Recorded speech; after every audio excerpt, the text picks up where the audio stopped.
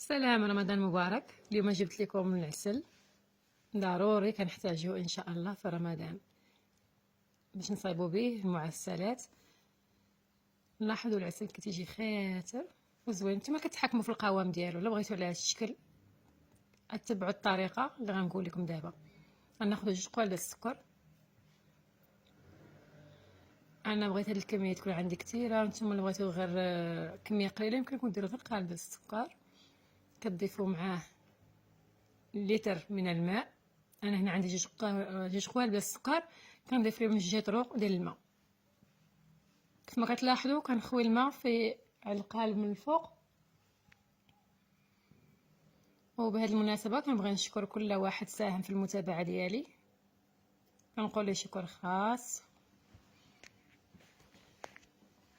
صافي كنضيف الليتر الثاني. من بعد كنغطيه وكنخليه. مثلا درت هاد الكميه درتها في الصباح كنخليه حتى العشيه، عاد كنديرو فوق البوطه. اما انا درتها في الليل في الصباح عاد كندير هاد العسل فوق البوطه. كيف ما كتلاحظوا في الصباح، شوفي الصباح دابا كنخلط داك السكر باش ما يبقاش يحاتل لتحت.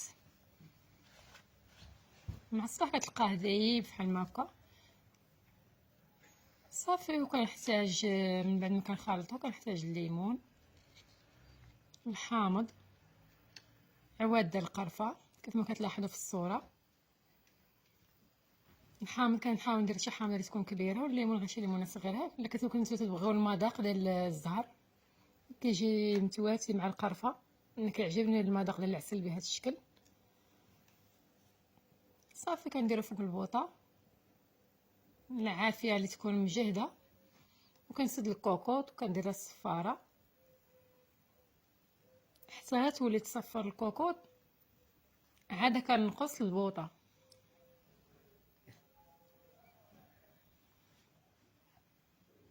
ملي ولات الصفاره كتصفر دابا كنحاول نقص البوطه تكون معتدله على هذا الشكل، وكنحسب ليه لمده 45 دقيقه.